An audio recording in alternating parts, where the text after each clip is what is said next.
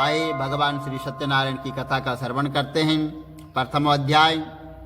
श्री सत्यनारायण भगवान की जय। एक बार नैमिषारण्य में एक तीर्थ आर्यवर्त के 88,000 महर्षियों ने मुनिश्रेष्ठ श्री सूर्य से पूछा कि हे मुनिश्रेष्ठ, इस कलयुग में मनुष्य वेद विधान और धर्म के विरुद्ध आचरण करते हुए पापों के बोझ तले दबता जा रहा है। अतः हे मुनिश्रेष्ठ, मनुष्य के कल्याण हेतु ऐसा कोई उपाय बताइए जिससे मनुष्य को पुण्य लाभ हो। तब श्री सूर्य जी ने कहा कि हे ऋषियों, आपने विश्व कल्याण के लिए बहुत अच्छा प्रश्न किया है। अब मैं उस मंगलकारी व्रत का वर्णन करूंगा जिसके संबंध में एक बार महर्षि नारद जी ने भगवान श्री लक्ष्मी नारायण जी से पूछा था और उन्होंने नारद जी को जो कथा कही थी आप उसे सुने। ब्रह्मर्षि नारद जी मानव कल्याण की इच्छा से विभिन्न लोकों का भ्रमण करते हुए पृथ्वी लोक में पहुंचे और वहां पर अपने कर्मों के अनुसार लोगों को दुखों से पीड़ित देखकर वे बहुत व्यथित हुए और मन में विचार करने लगे कि इन प्राणियों के दुख का निवारण कैसे होगा।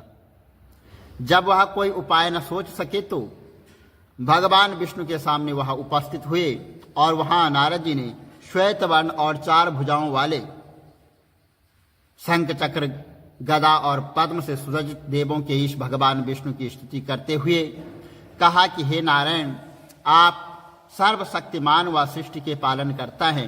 आपका कोई आदि मध्य और अंत नहीं है। आप सृष्टि के कण कण में विद्यमान हैं और अपने भक्तों की मंगल कामनाएं पूरी करने वाले हैं। मैं आपको नमस्कार करता हूँ, बारंबार प्रणाम करता हूँ। नारद जी की इस प्रकार की स्थिति सुनकर भगवान विष्णु मुस्कुराते हुए बोले कि हे मुनिवर, आप निसंकोच होकर अपने आने का कारण बताइए। तब नारद जी ने कहा कि पृथ्वी लोक में अपने अपने कर्मों के अनुसार विभिन्न योनि में रहते हुए दुखों से पीड़ित मुझ पर कृपा करते हुए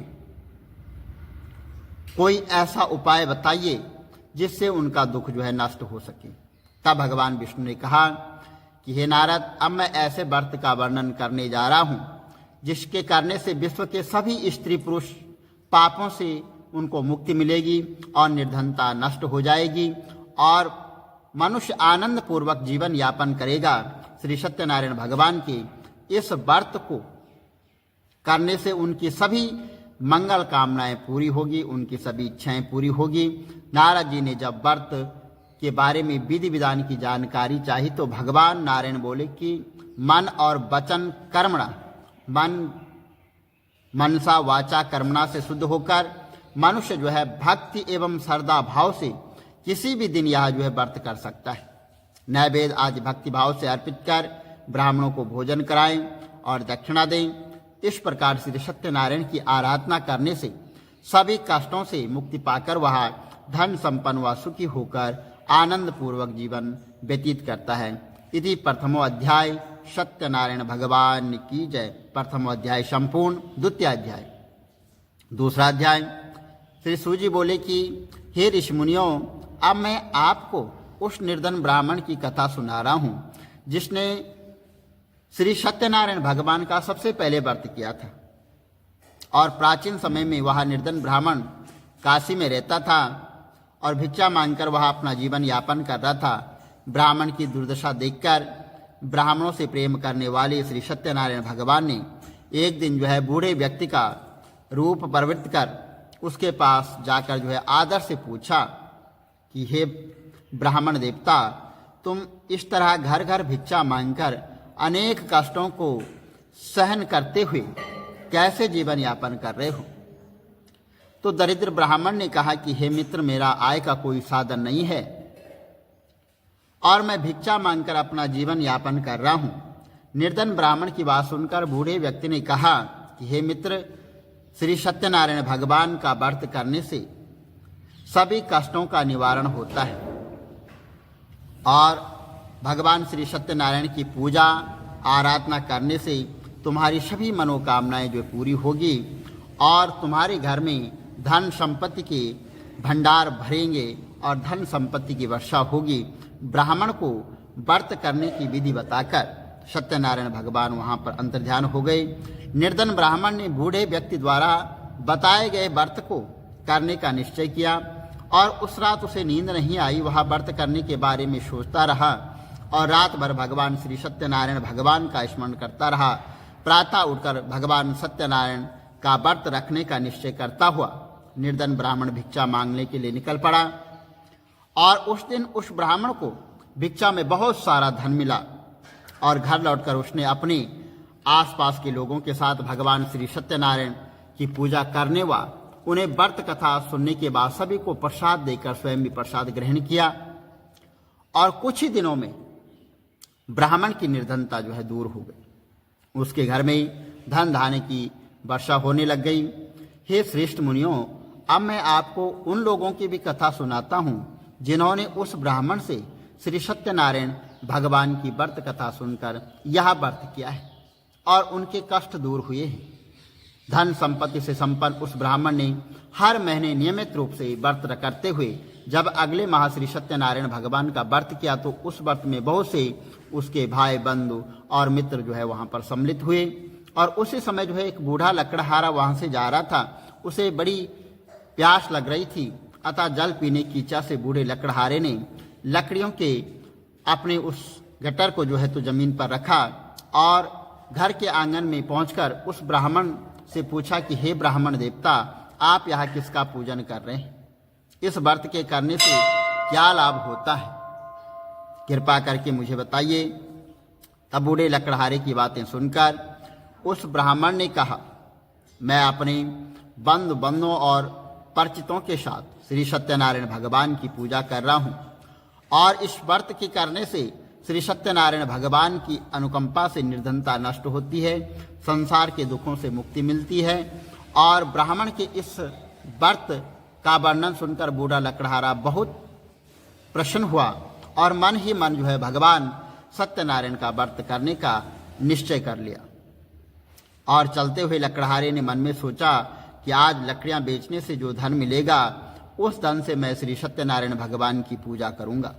ऐसा विचार करने से उस दिन लकड़हारे को लकड़ियों के अधिक रुपए मिले और लकड़हारे ने उन रुपयों से केले के फल, घी, दूध, दही, गेहूं का आटा, शक्कर खरीद कर लाकर और घर लौटकर लकड़हारे ने देवों की प्रिय काशी नगरी में भगवान श्री सत्यनारायण की पूजा की। उस पूजा में उसके परिवार के व आसपास के लोग सम्मिलित हुए। श्री सत्यनारायण भगवान की पूजा और व्रत कथा सुनने के बाद लकड़हारे ने प्रसाद बांटकर स्वयं भी प्रसाद ग्रहण किया। सत्यनारायण भगवान की अनुकंपा से लकड़हारे के घर में धन धान्य की वर्षा होने लगी, उसकी निर्धनता दूर हो गई।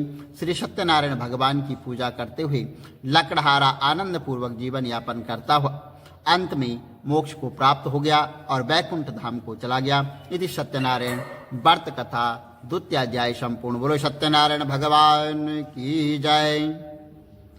तृतीय अध्याय। श्री सूजी बोले कि हे ऋषि मुनियों, अब मैं आपको आगे की कथा सुनाता हूं।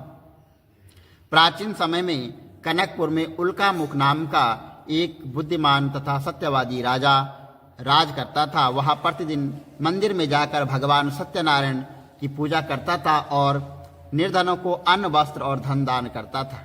उसकी पत्नी सुभद्रा बहुत सुशील थी और वे दोनों हर महीने भगवान सत्यनारायण का व्रत करते थे। सत्यनारायण की अनुकंपा से उनके महल में धन संपत्ति के भंडार भरे थे। उनकी सारी प्रजा बहुत आनंद से जीवन यापन कर रही थी। एक बार राजा और रानी बहुत से लोगों के साथ जब भद्रशिला नदी के किनारे श्री सत्यनारायण भगवान की पूजा कर रहे थे तो नदी के किनारे एक बड़ी नाव आकर ठहरी और उस नाव में एक धनी व्यापारी यात्रा कर रहा था। वह बहुत सा धन कमाकर अपने नगर को लौट रहा था। उसका सारा धन उस नाव में रखा हुआ था। नाव से उतरकर व्यापारी राजा के समीप पहुंचा। राजा को पूजा करते हुए देख उसने कहा कि हे राजन, आप इन सब लोगों के साथ मिलकर किसकी पूजा कर रहे हैं और इस पूजा करने से मनुष्य को क्या लाभ होता है?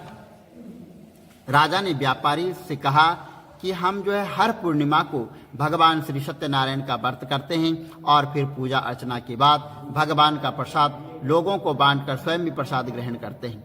सत्यनारायण भगवान की पूजा से दुखियों के सारे दुख दूर होते हैं। राजा की बात सुनकर व्यापारी ने कहा कि हे राजन, मैं भी सत्यनारायण भगवान का व्रत करना चाहता हूँ, कृपा करके मुझे इस व्रत के बारे में बताइए और इसकी विधि बताइए। राजा ने व्यापारी को भगवान श्री सत्यनारायण व्रत की पूरी विधि बताई कि इस व्रत को कैसे किया जाता है, कैसा करना है। तो राजा ने व्रत कथा सुनने के बाद व्यापारी को भी प्रसाद दिया। श्री सत्यनारायण भगवान का स्मरण करते हुए व्यापारी ने प्रसाद ग्रहण किया और घर लौटकर अपनी पत्नी लीलावती से कहा कि हमारी कोई संतान नहीं है, यदि सत्यनारायण भगवान की अनुकंपा से हमारी कोई संतान हुई तो मैं भी सत्यनारायण भगवान का व्रत अवश्य करूंगा। व्यापारी के ऐसा निश्चय करने के कुछ समय बाद उसकी पत्नी लीलावती गर्भवती हुई। 10वें महीने में उसने एक सुंदर कन्या को जन्म दिया। व्यापारी ने पुत्री जन्म पर बहुत खुशी मनाई, लेकिन सत्यनारायण भगवान का व्रत नहीं किया। जब उसकी पत्नी लीलावती ने अपने पति से व्रत करने के लिए कहा तो वह बोला, अभी क्या जल्दी है, इसका विवाह होगा तो मैं अवश्य ही भगवान श्री सत्यनारायण का व्रत करूंगा। अपने पति के वचन सुनकर लीलावती वहां पर चुप रह गई और व्यापारी की कन्या कलावती शुक्ल पक्ष के चंद्रमा की तरह वह बढ़ने लग गई। एक दिन व्यापार में वह बहुत सा धन कमाकर घर लौटे व्यापारी ने अपनी बेटी को अपनी सखियों के साथ उसे उपवन में खेलते हुए देखा, घूमते हुए देखा तो उसको विवाह की चिंता होने लग गई। व्यापारी ने कलावती के लिए सुयोग्य वर ढूंढने के लिए अपने सेवकों को दूर दूर के नगरों में भेजा। व्यापारी के सेवक जो है कंचनपुर नगर में पहुंचे और उस नगर में उन्होंने एक वाणिक पुत्र को देखा। वाणिक पुत्र अत्यंत सुंदर और गुणवान था। सेवकों ने वापस लौटकर व्यापारी से उस वाणिक पुत्र के बारे में बताया। व्यापारी उस सुंदर लड़के को देखकर बहुत प्रसन्न हुआ और कलावती का विवाह बहुत धूमधाम के साथ उसके साथ कर दिया और उसे दहेज में उस वाणिक ने बहुत सा धन दिया और कलावती का विवाह भी हो गया। लेकिन व्यापारी ने सत्यनारायण भगवान का व्रत नहीं किया। लीलावती ने अपने पति से कहा, नाथ, आपने कलावती के विवाह पर भगवान श्री सत्यनारायण का व्रत करने का निश्चय किया था, अब तो आपको व्रत कर लेना चाहिए। पत्नी की बात सुनकर व्यापारी ने कहा कि अभी तो मैं अपने दामाद के साथ व्यापार करने के लिए जा रहा हूँ। व्यापार से लौटने पर भगवान श्री सत्यनारायण भगवान का पूजन व व्रत में अवश्य करूंगा। और यह कहकर व्यापारी ने अपनी कई नावों में जो है सामान भर दिया और अपने दामाद के साथ सेवकों को साथ में लेकर वह व्यापार के लिए निकल पड़ा। उस व्यापारी द्वारा बार बार व्रत न करने का और निश्चय करने पर भी व्रत न करने से भगवान सत्यनारायण जो है क्रोधित हो गए और व्यापारी को दंड देने का निश्चय किया। व्यापारी अपने दामाद के साथ रतनसारपुर में पहुंचकर व्यापार करने लग गया और एक दिन कुछ चोर महल में चोरी करके वहां से भाग रहे थे और सैनिक उनका पीछा कर रहे थे। तो भागते हुए चोरों ने सैनिकों से बचने के लिए चोरी का धन अवसर पाकर व्यापारी की नाव में छिपा दिया और चोरों का पीछा करते हुए सैनिक व्यापारी के पास पहुंचे। उन्होंने व्यापारी की नाव की तलाशी ली तो उन्हें राजा का जो धन चोरी हो गया था वहां पर मिल गया। तब सैनिक व्यापारी और उसके दामाद को बंदी बनाकर राजा के पास ले गए और उन दोनों को बंदी गृह में डाल दिया और उनका सारा धन जो है ले लिया। भगवान श्री सत्यनारायण के प्रकोप से उधर लीलावती पर भी मुसीबतों का पहाड़ टूट पड़ा। उसके घर में चोरी हो गई, चोर सारा धन चुरा कर ले गए। घर में खाने के लिए अन्न भी नहीं बचा। भूख प्यास से व्याकुल होकर व्यापारी की बेटी कलावती एक ब्राह्मण के घर गई। उस ब्राह्मण के घर में भगवान सत्यनारायण की व्रत कथा हो रही थी और उसने भी वहां बैठकर व्रत कथा सुनी और प्रसाद लिया और घर लौटकर घर आई तो उसकी माँ ने लीलावती को अपनी सारी बात बताई और कलावती ने भगवान श्री सत्यनारायण भगवान की बात सुनकर लीलावती ने भी व्रत करने का जो है निश्चय किया।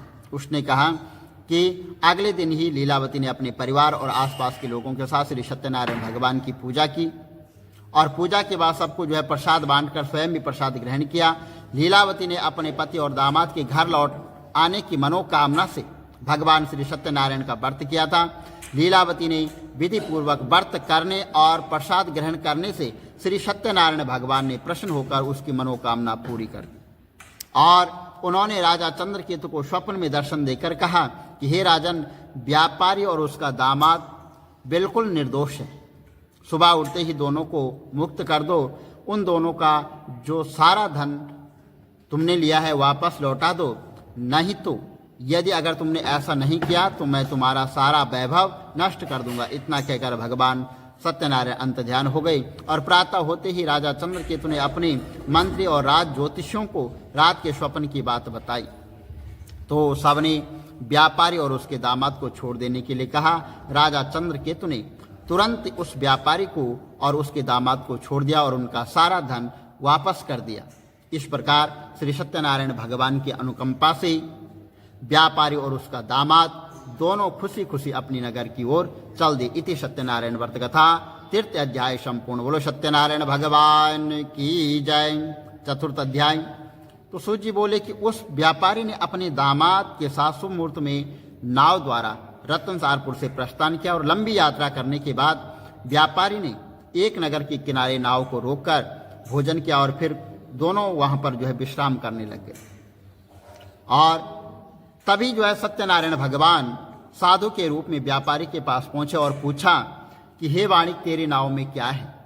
तो व्यापारी ने सोचा कि दंडी साधु जो ये साधु आया है, ये अवश्य ही कुछ मांगने की इच्छा से मुझे पूछ रहा है। तो व्यापारी ने वहां पर झूठ बोल दिया कि मेरी नाव में तो बेल और पत्ते भरे हैं। व्यापारी के झूठे वचन सुनकर भगवान सत्यनारायण क्रोधित हो गए और उन्होंने कहा कि हे वैश्य, जो तूने कहा है वही सच हो।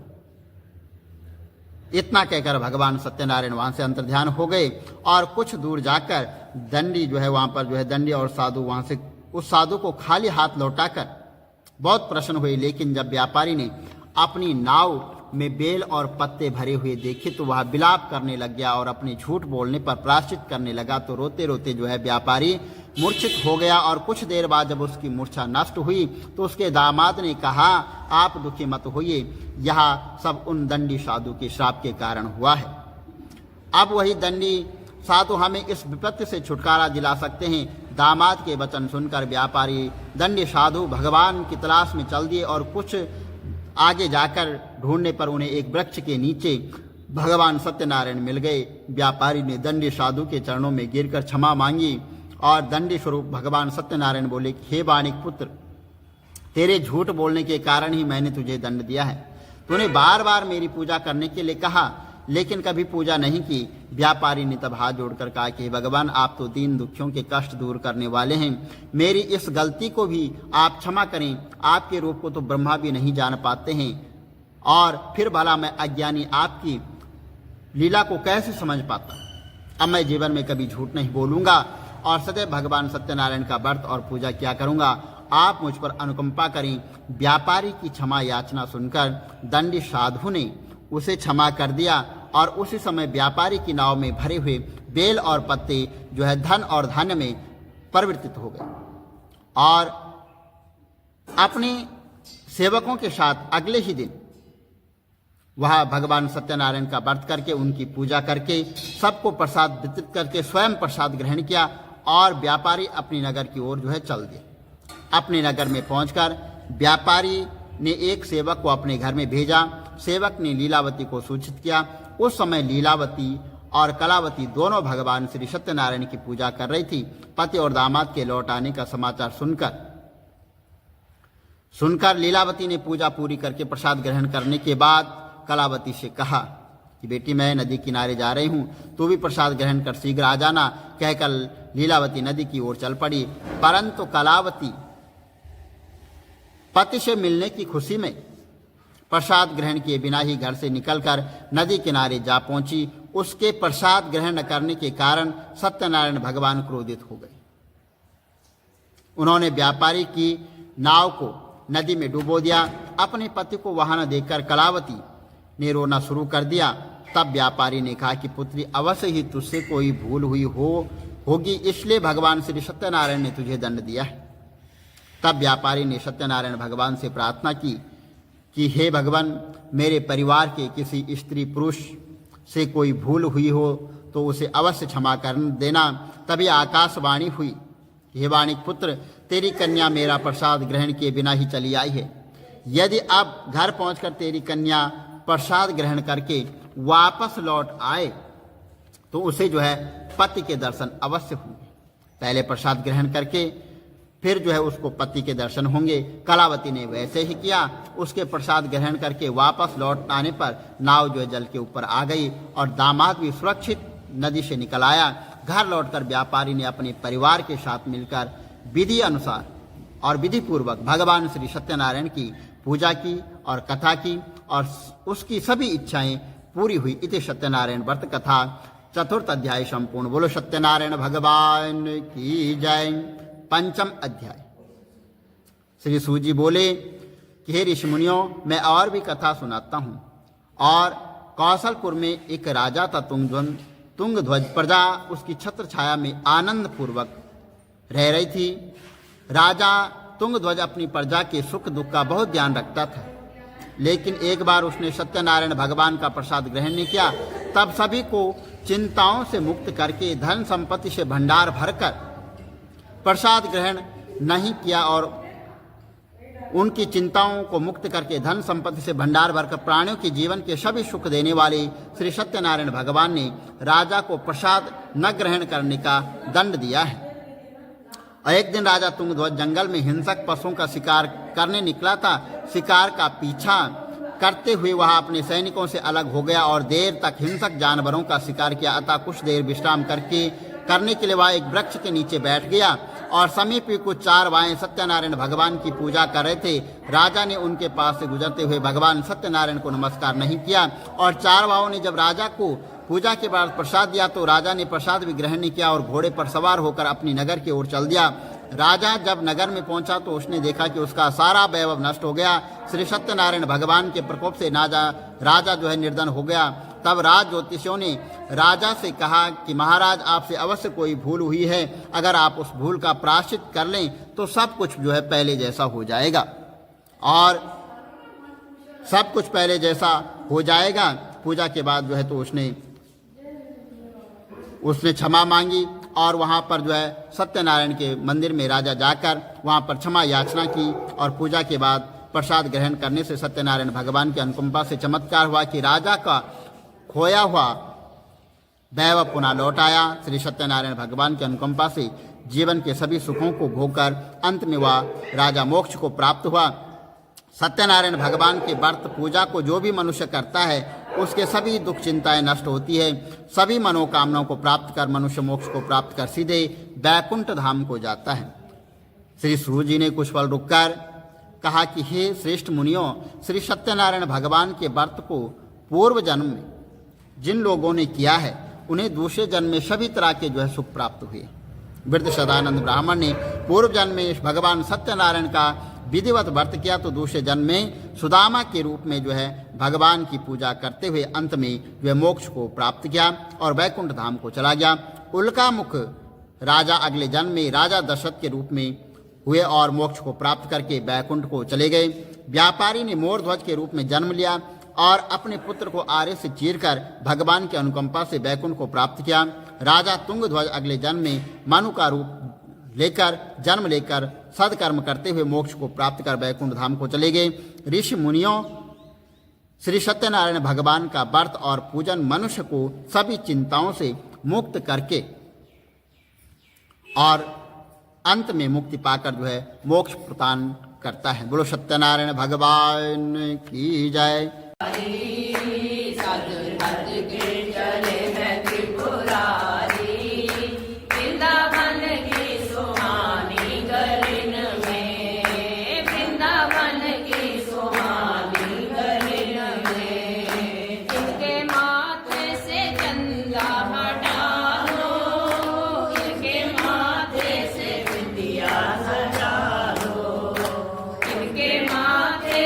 चंदा हटा लो, इनके माथे पे